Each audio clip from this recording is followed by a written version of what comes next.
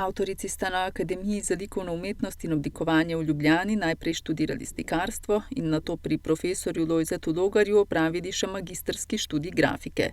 Ob poplavi novih medijev sta vse do danes ostali grafičarki.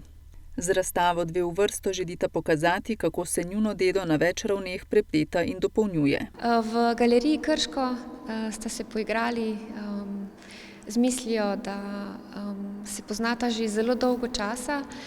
Skupaj sta v bistvu vse stopnje izobrazbe preživeli in v bistvu ustvarili en dialog v tej galeriji.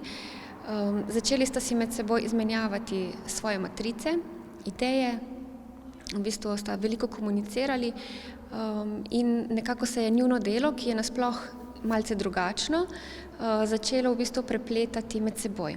Kljub temu, da jih večkrat označujejo kot naslednici ljubljanske grafične šole, sami tega ne čutita. Nekako sta povzeli zelo temeljito poznavanje tehnološkega postopka grafike, torej natančneje jedkanice. Se pa tem zakonitostim nekako upirata oziroma bom rekla, da jih kršita, jih pretvarjata po svoje. Ena od takih je, da denimo matrice ne uničita, ampak se z njo še naprej poigravata. Torej ploščo, ki sta jo jedkata naprej in uporabljata v novih kompozicijah. Vesna je celo imela idejo, da bi matrico, ploščo kovinsko jedkala do te mere, da bi bila že da bi pogledala skozi, vendar je kmalu ugotovila, da je plošča preveč uporna in da ne bo nikoli konca te ideji. Glede na to, da umetnici svojih matric ne uničita in jih uporabljata še naprej, bi lahko rekli, da jih reciklirata in bi se s tem tematsko približali aktualni družbeni temi. Vendar recikliranje znotraj svoje ustvarjalne prakse razumeta vsaka po svoje. Nataša Mirtič stare matrice kombinira z novimi in na ta način gradi svoj likovni jezik. Vesna Drnovšek pa otisuje tudi najdene predmete. Recimo neke brusne plošče, ki se pač povaljajo po tleh po ateljeju.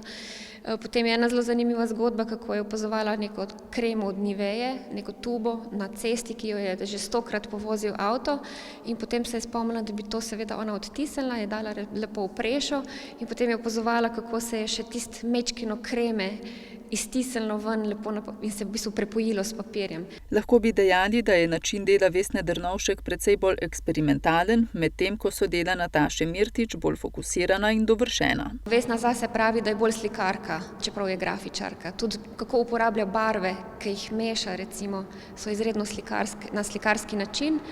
Medtem ko Nataša o barvah ne razmišlja vsebinsko, ampak v bistvu o njih razmišlja kot o razmerjih, se pravi, o ploskvah, ki jih v razmerju v teži tvorijo do črnine, ki jo uporablja v svojem izrazu.